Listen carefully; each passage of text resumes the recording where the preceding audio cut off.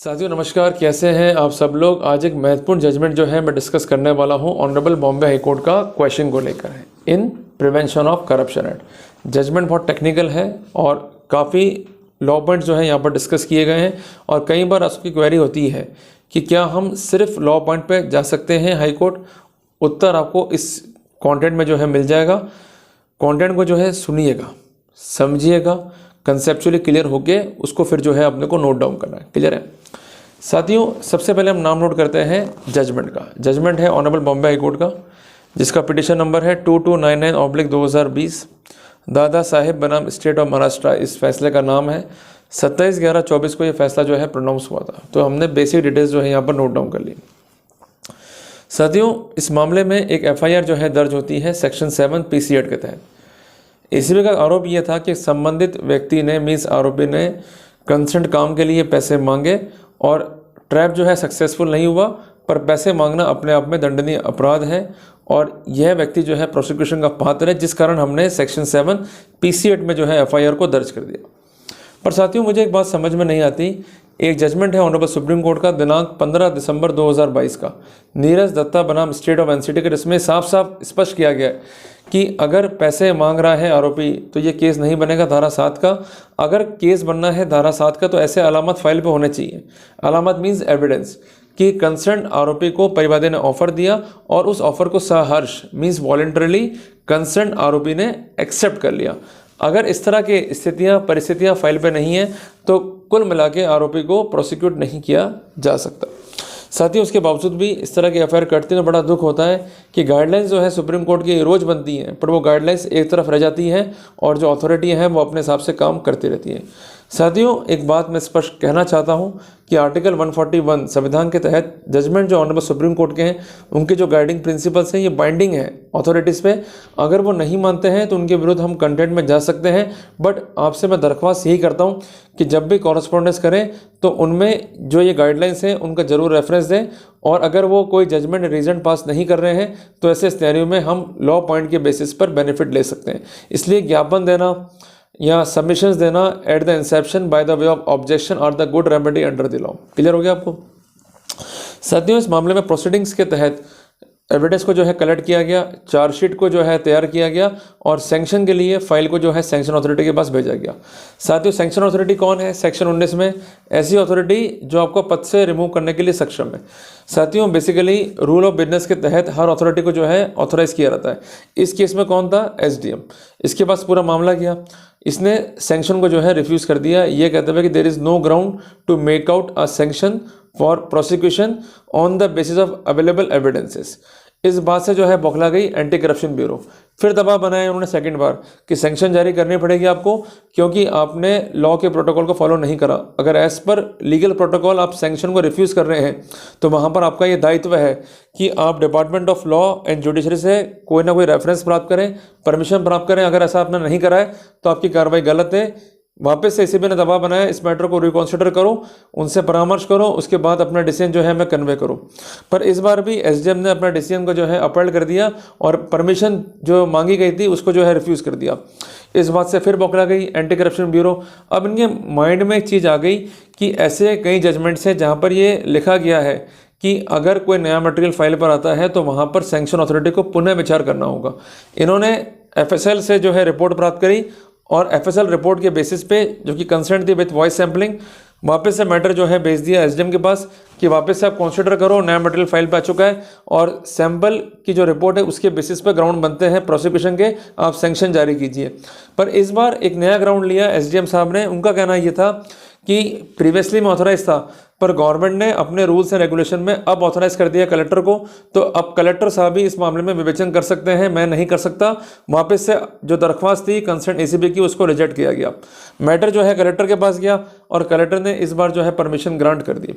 अब यहाँ पर एग्रीड हुआ कंसर्न अक्यूज जो है ऑनरेबल हाईकोर्ट में पहुँच गया इस पॉइंट पे कि हमारे केस में सैंक्शन 3 बार रिफ्यूज़ल है, तो सेम मटेरियल पर सैंक्शन को रिव्यू करना, नई सैंक्शन जारी करना अपने आप में ही गैर कानूनी है। तो यहाँ पर लॉ पॉइंट क्या था कि sanction once refuse later on can not be reviewed, means the decision for giving a new sanction can not be given if in the earlier decision the view has been taken that there is no ground to accord the sanction. तो sanction को बार बार review करना अपने आप में ही accused के अधिकारों को प्रभावित करने वाला है। साथियों, ऐसे कई किस्से देखने को मिले हैं रिसेंटली इस समय यूपी के अंदर कि जहाँ सैंक्शन रिफ्यूज्ड है पर वापस से जो है सैंक्शन जारी कर दी गई, तो वहाँ पर कई मैटर्स में जो है स्टे दिया इलाहाबाद हाईकोर्ट ने। साथियों, यहाँ पर जो आर्गूमेंट्स हैं उसमें इंपॉर्टेंट तर्क ये रखा गया कि हमारा केस जो है केवल डिमांड की हद तक है, हमसे कोई रिकवरी नहीं है, ये फैक्ट एडमिटेड है। और इस बात का विशेष ध्यान रखिएगा कि जहाँ आपसे रिकवरी नहीं है और कंसर्न परिवादी का ये तर्क है कि कंसर्न आरोपी ने पैसे मांगे और वो आपकी मांग को आपके ऑफिशियल एक्ट से कनेक्ट कर रहा है और आपसे कोई रिकवरी नहीं है, तो वहाँ पर आपको 17A PCED का बेनिफिट मिलेगा। रानी दान बनाम स्टेट ऑफ राजस्थान का रिसेंट जजमेंट है 8 अक्टूबर 2024 का, ये महत्वपूर्ण है इस पॉइंट पे। साथियों, इसके अलावा कुछ जजमेंट थे इन पर रिलाई किया गया जिसको आप नोट कर लीजिए। स्टेट ऑफ हिमाचल प्रदेश बनाम निशान 2010 वॉल्यूम 14 SCC पेज 5 to 7। चंदन बनाम स्टेट ऑफ महाराष्ट्र जजमेंट है महाराष्ट्र का बॉम्बे हाईकोर्ट का 2021 MR क्रिमिनल पेज 1089। और तीसरा है धनराज बनाम स्टेट ऑफ महाराष्ट्र का जजमेंट है 4 जुलाई 2024 का, कंसेंट बॉम्बे हाईकोर्ट का। तो साथियों, इन सब जजमेंट के आलोक में कोर्ट का व्यू ये था कि चूंकि सैंक्शन जो है एक बार रिफ्यूज़ हो गई है तो उसी मटेरियल पे नई सैंक्शन जो है जारी नहीं किया। तो कोर्ट ने इस पॉइंट को जो है यहाँ अप्लाई किया। तो कोर्ट ने कहा कि ऐसा कोई नया मटेरियल जो है फाइल पे नहीं है जिसके आधार पर हम सैंक्शन जो है जारी कर सकें। दूसरी बात, अगर FSL रिपोर्ट फाइल पे आ भी गई है तो बेसिकली ये कंफर्म कर रही है वॉइस को नहीं कंटेंट को। कंटेंट वेरीफाई करेगा ट्रांसक्रिप्ट। अगर हम ट्रांसक्रिप्ट को देखते हैं तो कोई भी डिमांड जो है वहाँ वेरीफाई नहीं होती है। अगर ट्रांसक्रिप्ट से डिमांड वेरीफाई नहीं हो रही है, basically it is a no demand case, और नो डिमांड केस पर हम प्रोसिक्यूशन को आगे नहीं चला सकते। तो court looking to the fact circumstances, जो लॉ की पोजीशन उसको देखते हुए, लॉ पॉइंट को देखते हुए एंटायर प्रोसीडिंग्स को क्वेश्चन करने के जो है आदेश दे दिए। तो साथियों, ये फैसला जो है गाइडिंग प्रिंसिपल है और हमें सिखाता है 5 महत्वपूर्ण बातें। सबसे पहली बात कि जब भी हमारे विरुद्ध FIR है तो आप कोशिश कीजिए कि आप सबमिट कीजिए मेमोरेंडम सैंक्शन अथॉरिटी को। इवन अगर सैंक्शन जारी हो भी गई है आफ्टर फाइलिंग ऑफ चार्जशीट, तो इन द मीनवाइल आप सैंक्शन अथॉरिटी को भी जो है अपना ज्ञापन दे सकते हैं। और आईओ के साथ साथ अगर ज्ञापन गया है सैंक्शन अथॉरिटी को, दोनों जो है कंसीडर नहीं कर रहे हैं आपके पॉइंट्स को, तो it means they are going to infringe your basic right that is called the right to get a natural justice. Means नैसर्गिक न्याय के सिद्धांत को ये लोग अफेक्ट कर रहे हैं। इस बात का विशेष जो है आप ध्यान रखिएगा। दूसरी बात है कि जब भी सैंक्शन जारी होती है किसी मामले में, तो सैंक्शन अथॉरिटी का दायित्व है कि सारे मटेरियल को देखे। अगर कोई मटेरियल वो कंसीडर नहीं कर रही है, सैंक्शन जारी कर रही है रूटीन मैनर में, इस तरह के सैंक्शन को हम कहते हैं साइक्लोस्टाइल्ड सैंक्शन, ये स्टैंड नहीं रह सकती है। तीसरी बात ये है कि किसी मामले में सैंक्शन वही व्यक्ति इशू करेगा जो कॉम्पिटेंट है to remove you from your post. इसके लिए सरकार जो है समय समय पर बिजनेस रूल के तहत जो है अथॉरिटीज़ को अपॉइंट करती है और उनको ऑथराइज करती है। अगर धारा 19 के तहत, धारा 19 में बात कर रहा हूँ PCED की, उसके तहत जिस अथॉरिटी ने आपको रिमूव किया है फ्रॉम योर सीट वो कॉम्पिटेंट नहीं है, तो उसका डिसीजन अपने आप में ही इलीगल होगा। चौथी इंपॉर्टेंट बात, अगर सैंक्शन बार बार रिफ्यूज हो गई है, वापस से फाइल किसी बड़े अथॉरिटी के पास में गई है, तो वो डिसीजन को रिव्यू करते हुए नई सैंक्शन जारी नहीं कर सकता। इस बात का विशेष जो है ध्यान रखिएगा।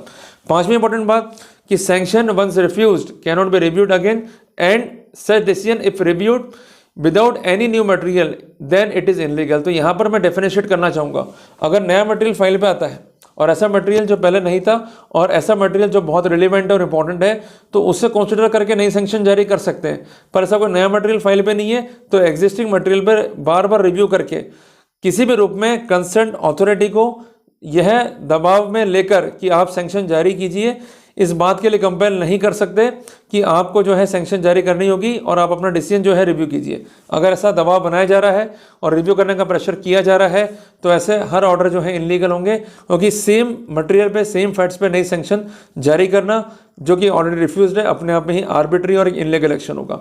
तो उम्मीद करता हूँ कि आज हमने बहुत कुछ सीखा सैंक्शन के बारे में, किस तरह दबाव बनाती है ऐसी भी सैंक्शन जारी करने के संबंध में, इस बारे में हमें क्या करना है, किस तरह से ज्ञापन देना है उस बारे में। अगर हमारा ज्ञापन कंसीडर नहीं होता है तो रेमेडी कानून में क्या है उसके आगे, इस बारे में हमने काफ़ी जाना आज के अध्याय में। तो लीगली अवेयर रहें, अलर्ट रहें। भाई नौकरी करनी है तो अलर्ट रहना पड़ेगा, और अगर नहीं अलर्ट रहोगे तो कभी भी आप पे हमला हो जाएगा और नौकरी कब चली जाएगी आपको मालूम भी नहीं पड़ेगा। तो इसलिए it is a humble request, be legally aware, legal literate and be alert about your rights. तो जल्दी मिलते हैं अपन एक नए टॉपिक के साथ। टिल देन, जय हिंद, जय भारत।